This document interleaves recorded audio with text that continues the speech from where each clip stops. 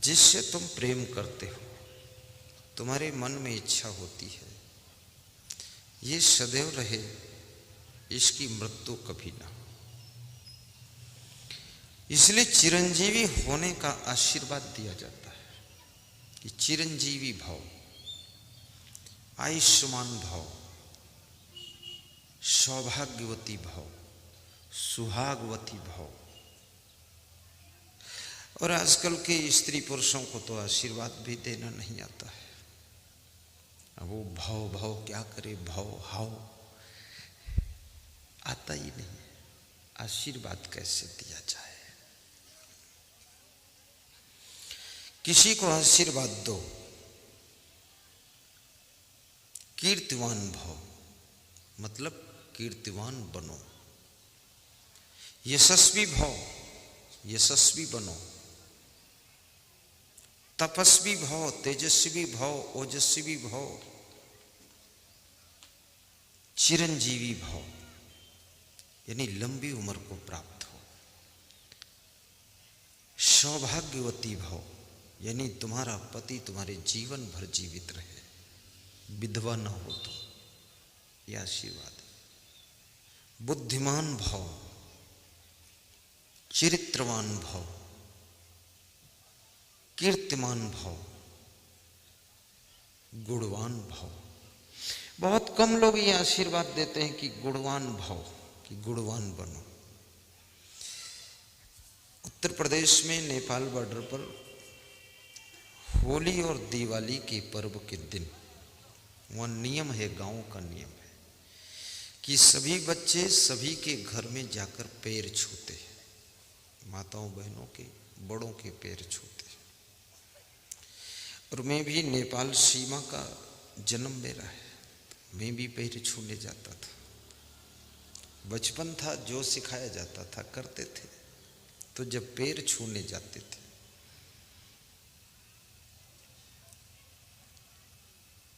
तो उस गांव की स्त्रियां यही आशीर्वाद देती थी, खूब बड़े हो जाओ। अब किस चीज में बड़े हो जाओ? शरीर से बड़े हो जाओ तो ऊंट बन जाओ। मुझे उसी समय संदेह होता था, ये आशीर्वाद क्या दे रही, खूब बड़े हो जाओ। फिर कहती थी बहुत जल्दी विवाह हो जाए, फिर बोलती थी नन्ही मुन्ना आ जाए। तो मैंने अपनी माँ से कहा, मैं तो अब इनका आशीर्वाद लेने जाऊंगा नहीं, क्योंकि नन्ही मुन्ना की जरूरत नहीं, हमें तो साधु बनना है। ये नन्ही मुन्ना बता रही है, अब उसको आशीर्वाद देना आता नहीं है। बच्चों को आशीर्वाद दो कि बुद्धिमान भव, चरित्रवान भव, गुणवान भव, महान भव। और बच्चों को आशीर्वाद दो यशस्वी भव, कीर्तिमान भव। ये बहुत जल्दी विवाह होने का आशीर्वाद, इसमें क्या है? विवाह तो पशु पक्षी भी कर लेते हैं, बिना फेरा घूमे कर लेते हैं। सब विवाह हो गया, सब संतान को जन्म दे रहे हैं। हाँ, विवाह के लिए जो आशीर्वाद मांगे तो उसको विवाह के लिए भी दे दो। बहुत से लोग मेरे पास आते हैं, पुत्र के लिए आशीर्वाद मांगते हैं। अब कितनी महिलाएं रोने भी लगती हैं कि महाराज कुछ तो करो। सब द्वार खटखटा कर देख चुकी हूं, कहीं से कुछ भी एक चूहिया तक पैदा नहीं हुई। आप कुछ ऐसी कृपा करो कि इसमें से शेर पैदा हो जाए। कहां क्या लफड़ा है? अब उनको ये खबर भी नहीं कि ये साधु है, ये ब्रह्मचारी है, पैदा होने वाला होगा तो भी रुक जाएगा, इधर मत आ। लेकिन उनको ये भी पता है कि महात्मा जी तपस्या करते हैं, कुछ तेज तप है, कुछ बोल देंगे तो हो जाएगा। और वास्तव में मैं तो खैर किसी को आज तक बोला नहीं हूं कि जाओ तुम्हारे पुत्र हो जाए, मुंह से बोला ही नहीं। लेकिन फल जरूर दे दिया, सेव फल दे देता हूं कि आधा आधा पति पत्नी खा लेना, जा करके गुरु का ध्यान करना। कभी कभी वो पत्नी पूरा खा जाती है। वो सोचती आधे में कहीं आधा ही बच्चा पैदा हुआ तो क्या होगा, पूरा खाऊं। पूरा खा लेती है तो डबल पैदा होता है, जुड़वा 2। फोन आता 2 हुए हैं। तो हमने कहा पूरा फल खा लिया था क्या? बोले पूरा मैंने खा लिया, खंडित ना होता कि। हमने कहा अपने आप सेटिंग मत कर, 2 सेव फल दिया था, दोनों खा लिया। बोले दोनों खा लिया। तो हमने कहा तो बच गई, नहीं तो 4 होते एक साथ। अभी आशीर्वाद कहाँ से फलित हुआ, कैसे हुआ, ये गुरुदेव श्री क्षमादेव ही जान सकते हैं।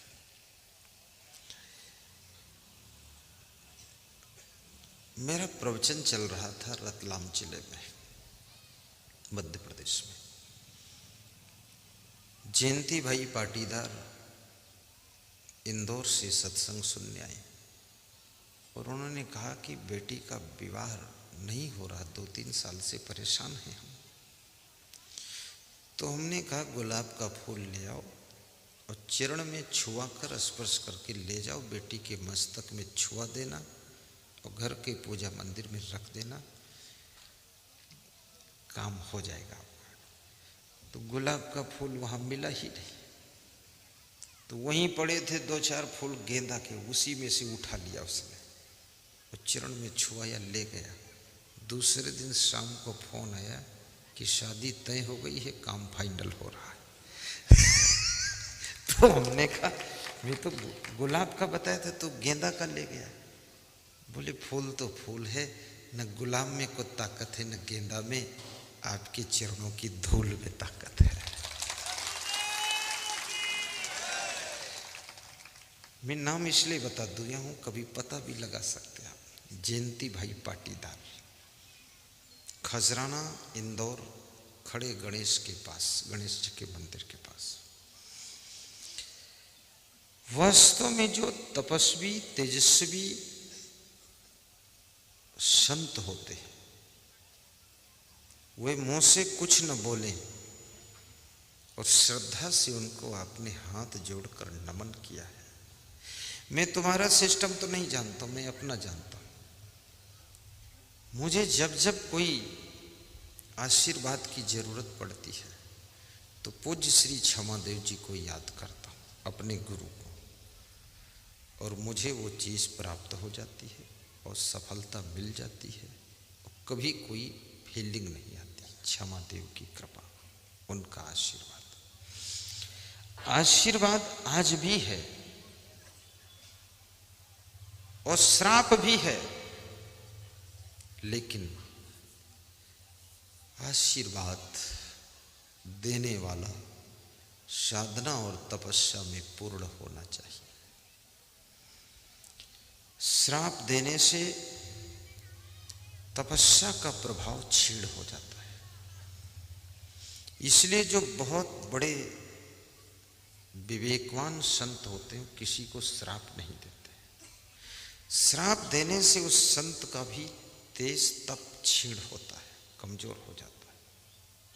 मैं निवेदन करूंगा किसी को श्राप नहीं देना चाहिए।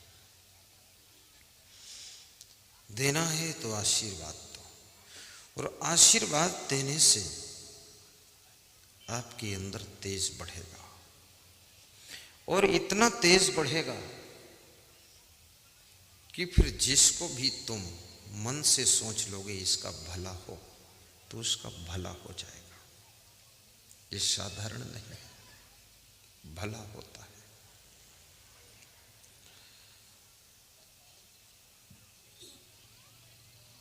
छोटे लोगों को चाहिए कि अपने से जो बड़े लोग हैं उनको धन्यवाद दें, और बड़ों को चाहिए कि अपने से छोटे लोगों को आशीर्वाद दें।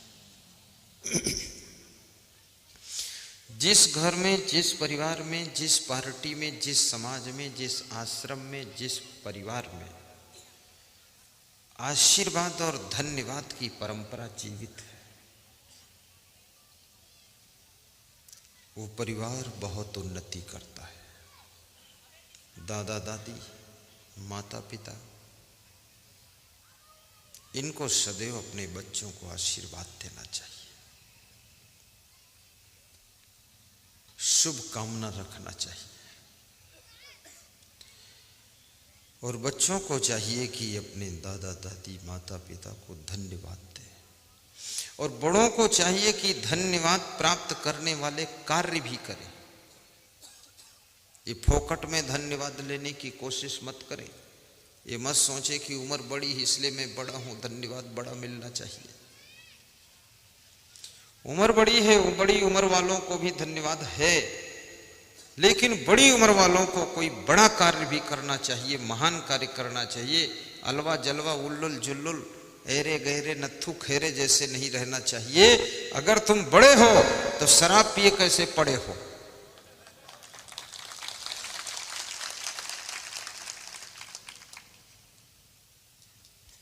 अपनी महानता को मत खोइए। आपकी महिमा, आपका गौरव, आपकी शान शौकत, आपका मान सम्मान, आपके सत्कर्मों से, आपकी सुंदर स्वभाव से, आपके शाकाहारी खान पान से, व्यसन मुक्त जीवन से जन्म लेता है। जीवन को व्यसन मुक्त बनाओ।